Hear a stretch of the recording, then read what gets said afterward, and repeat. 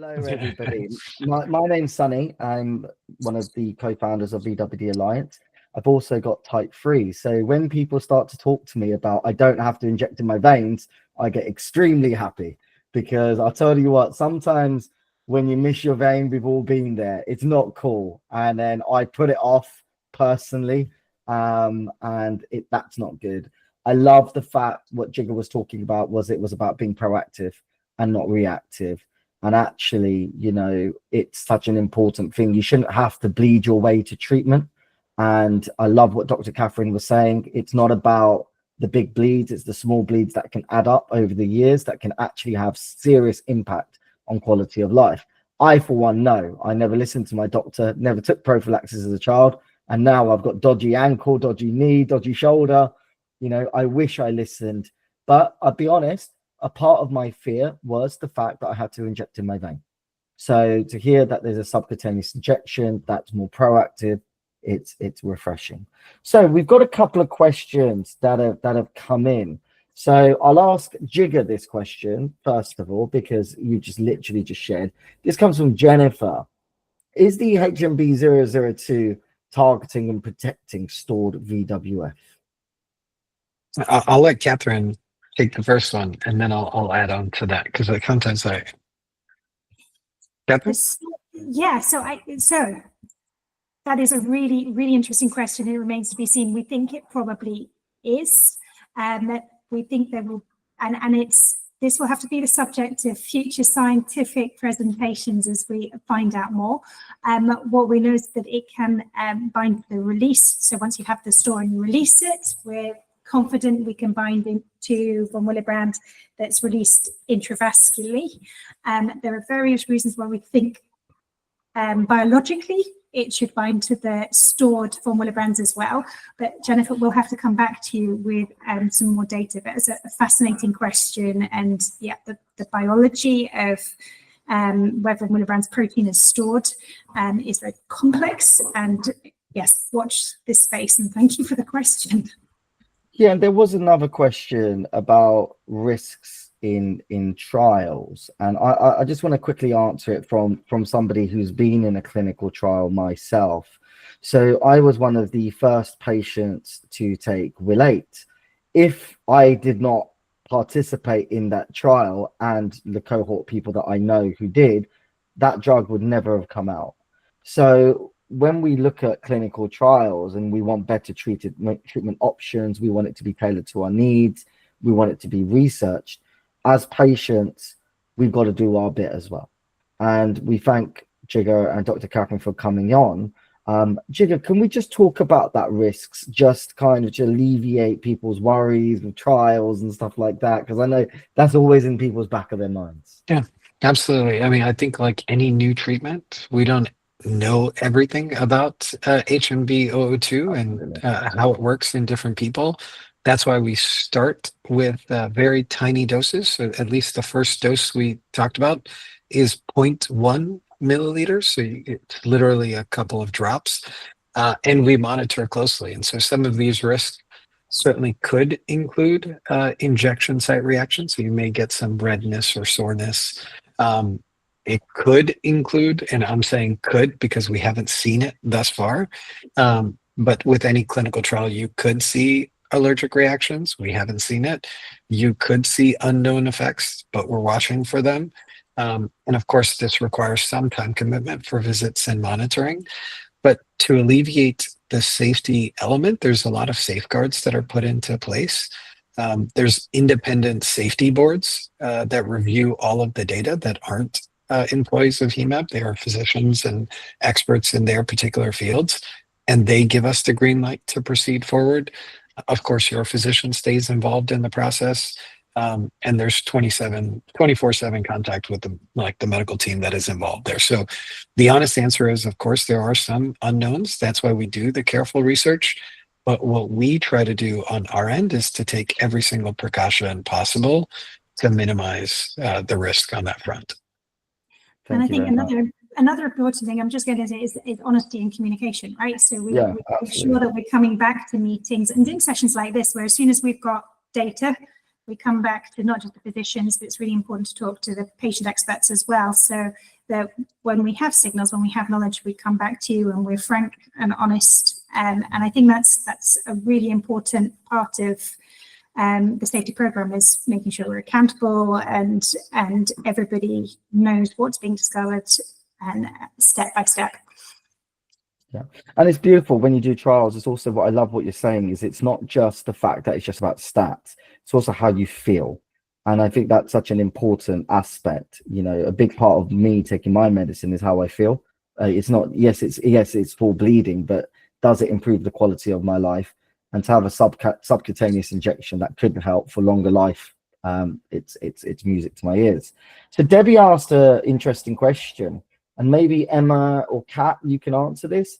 Or Dr. Catherine, how can we raise the profile of VWD in primary care? Now, I'm going to split it up, because the UK and the US have two different ways of how they work. But they're often the first port of call. So when a woman or a child or lady, whatever it is, has a heavy bleed, or a child has unexplained nosebleeds, their GPs or their doctors are very generally often unaware, and hence why it's normal for you, is the general tack that Dr. Catherine, you were talking about. How can we work together to overcome that challenge, especially for those suffering in silence? So I'm going to jump in and say, from my perspective, I mean, the VWD Alliance team will have heard this multiple times from me, but one thing I'd love to do whilst I'm involved with the VWD Alliance as the chair is make sure that the medical education, so when students are going to do their medical degree, they are learning about VWD right off the bat. So it's not just haemophilia, it's not just a couple of sentences about VWD, because I think we've discussed this before, that actually when you go to the dentist in the UK, I think a lot of us have had similar experiences, that you tell the dentist you've got VWD and they know exactly what you're talking about. Why is it that actually when you go to the GP, that's not the case? And I think it all starts with education, a medical degree. That's where it needs to start. There needs to be more emphasis on it. And then hopefully there'll be more knowledge of it when you get to the GP. But I'm going to bounce this over to Emma and Catherine, because that's kind of, I guess, early doors. No, I agree. I think there is a lack of education in the medical field, but then also a lack of awareness of the general population. So going in and asking those right questions. So I think what we're trying to do with the VWD Alliance with promotion and awareness online is going to contribute and help massively. Because we don't know what questions to ask, the questions won't get answered. True. You almost made the not coming off silent. I would second all of those. I think I'm just trying to put myself in the position of a GP, and I think possibly one of the most common presentations is going to be heavy menstrual bleeding. So I think all of your work that you're doing to communicate with the community and beyond about, please people talk about your periods. It's okay. It's 50% of the population is having periods. And I'm really pleased that this has changed over the last 5 to 10 years. I remember sitting in a gynecology clinic when I was a very young student, with people talking to the patients kind of in euphemisms about their monthlies. And I thank goodness the change there has been a change over the last 20 odd years. And I think that's something that will really help permeating through society, know what's normal, know what's abnormal. I think on the other hand, within medicine and medical education, everything that you've said is correct. I think, interestingly, one of the things that I've noticed, having come to work with HEMAB in the last 5 years, it is quite interesting to me to note that now that there are several companies talking about therapies and needing more options and kind of exciting science, it has, thank goodness, increased the profile of von Willebrand's and rare bleeding disorders for the specialist physicians. And I hope that that will filter down in the communications that they have with general practitioners. So if your haematologist is really now focused on von Willebrand's disease and proactively seeking symptoms and diagnosis and treatment, I hope that that will then also translate into education and communication with the general practitioners. But yeah, that's a really good question, because I think you're right. We've got a captive audience with our haematologists in the specialist conferences. Getting the message out wider is where I really hope that you guys will be successful, because it's a tricky one. Yeah, and I'll just add on to that. So VWD Alliance, as one of the co-founders, Nelson Mandela once said, education is the most powerful weapon which you can use to change the world. For the world of VWD patients, it's imperative, and over the next 18 months, so everybody is aware, there will be an online platform. That online platform will connect you to VWD patients globally. We'll also have a chance where there'll be medical information that's easier than the jargon that's out there, because we're not doctors, right? We need to understand, but also we need to understand the facts. And the third thing is the educational arm. So we will be tasked across the UK and US, and we will be branching globally, but they're the two areas that we'll be focusing on to build awareness and to raise awareness with corporate partners, by the way. So we will be working with corporate businesses that you know, so brands that you know, and we will be raising the awareness with them over the next 18 months. Now, Emma's got a question for you, Dr. Catherine, bringing you back on. What are the upcoming treatment options for type 3? Are there any UK trials for VoniCog? I think that's VWD in the United Kingdom. But I've got a little question on top of Emma's. With HMB002 and type 3s, how does that work? And for the other types? Well, I'm going to also, so that's a lot of And questions. Jigar. And so the exciting news is that, yes, we are not the only ones who, and that's the important thing. I think we need more than one solution for this diverse community. So, although I probably shouldn't say that with my corporate hat on, I'm really excited about all the companies who are finally waking up to giving us options, because you need more than one choice, right? So Jigar will know the latest about which phase 3 studies are open where. I'm afraid I concentrate so much on recruiting to our study that that's gone off my radar. But Jigar, do you know where the emicizumab studies are open? Yeah, I don't. I was actually just trying to pop it up on clinicaltrials.gov. So it may take me one more minute to answer that question. But I think the most accurate way would probably be to see what sites are currently open. I know they are planning, at least broadly speaking, to expand their reach in terms of the number of sites globally that are involved. I just don't know if the UK is part of that. So sorry, I don't have a complete answer for what that drug is doing in planning with von Willebrand's disease. But that's a very good tip on where to go for trial. If you're interested, please do go and look some trials. It's a great way to find information on that website. And we'll give Jigar a few more minutes for Googling and hopefully come to you with an accurate answer. Was it the US? Yeah, so the US has it, and I can see that at least on clinicaltrials.gov, they do have some European sites as well that are participating. You know, I can speak from like the industry side of things. Sometimes what is listed on clinicaltrials.gov is not always the future plans. So there may be other sites that may be opening up. I think the best approach might be, if you have a specialty care unit in the United Kingdom, to ask them, along with maybe just to email into that particular company to see if they're planning on opening it up into the UK. So that might give you the answer directly from the right person's mouth, and rather than me speculating. Yeah. So yeah, but there are definitely, there is a lot of interest. There are trials opening up. Please be curious, and if you want to participate, that's fantastic. From our perspective, as Jigar was talking about, we're starting in type 1 von Willebrand's disease because it helps us learn about the mechanism of action, and we feel that there's lots of patients with type 1 who have very limited options. But there is the opportunity for us to expand into type 2 and type 3 at a later stage. And Jigar, did you want to mention the data that we presented at ISTH about type 3 and the opportunities there? Yeah, so a group in our what we did is also, as we mentioned with HMB-002, you need some level of von Willebrand's factor in your body to actually elevate it. And so that's a very good question related to type 3.